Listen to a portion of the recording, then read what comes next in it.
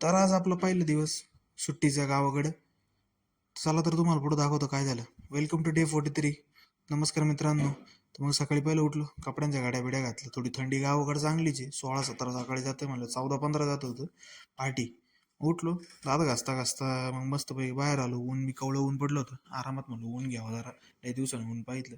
दात घासून लगेच चहा घेतला मस्तपैकी. गावाकडचं कोंबड्या मोकळ्या सोडल्या चारायला. नाही तर मग लक्ष ठेवायला ते बोक्क बिक्क मुंगस बिंगस फिरत. त्यानंतर घरात आलो, अक्रोड फोडायचे होते, ते आणले होते डीमार्टमधून.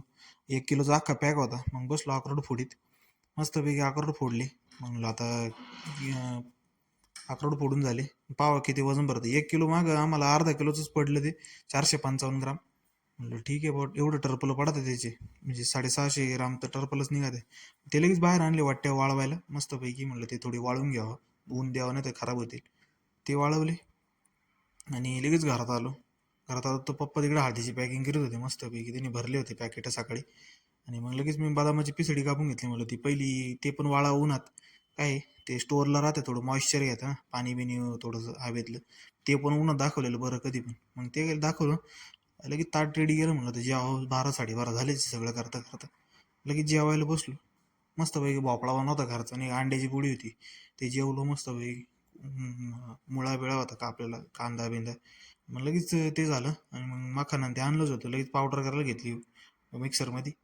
जेवण बिवण झाल्यानंतर लगेच ते मस्तपैकी पावडर करून घेतली व्यवस्थित. थोडंसं गरम करून घ्यायचं आधी, नाही तर मग त्याची पावडर होत नाही, वातडून जाते ते.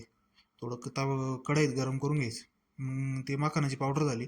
मग थोडी जवस आणि ते होतं सगळं. मग ते भाजून घ्यावं म्हणलं लगेच. ते भाजलेलेच होते. आणि मग लगेच पावडर करून घेतली. आणि याच्या बिया आहे डांगराच्या आणि टरबुजाच्या, ते वाटून घेतलं. आणि लगेच मम्मी बदाम म्हणे मिक्सरचं भांडं मोडल, कारण बदाम थोडे फोडून घ्यावं लागतील, कडक येते. मग थोडीशी गरम करून घेतली त्यांना, अक्रोडला बिन बदामाला बी. थोडंसं त्याच्यातलं पण पाणी उडून जाईल, थोडे थंड होऊन द्यायचे. आणि ते वाटून घ्यायचे. आणि थोडे बदाम फोडून घ्यायचे बाली खालपात्यात, नाही तर ते भाते मोडायचे. मग काय झालं. संध्याकाळी बसलो मस्तपैकी, पोरं आले होते, बसलो मोकळं. आणि मग संध्याकाळी चिकन आणायला गेलो बारक्यान मी गाडीवर. पहिले चिकन आणलं, गावरान आणलं, म्हणलं चला घेऊन यावं. निघलो आम्ही तिथून. थंडी होतीच एवढी, गारठ होतच, पण आपलं काही स्वेटरची सवय बिवय काही नाही. चिकन दिलं घरी.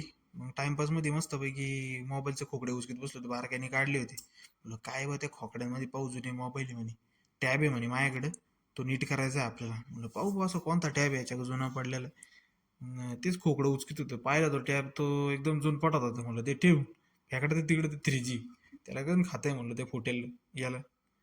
मग ते बसलो होतो आम्ही बाद, दुसरे मोबाईल बिबाईल, बॅटऱ्या बिटऱ्या काय त्याच्याकडे काही सामान, टाइमपास. थंडी होती बाहेर. लगेच चिकनचा आवाज आला तिकडून, कुकडू. म्हणलं चला जेवायला. बारक्याने मस्त लेग पीस भेटला त्याला, आणि लेग पीस हाणला जेवता जेवता. आणि मग आलो लगेच बडशेप बिडशेप खाल्ली. म्हणलं आता निवांत बसावं.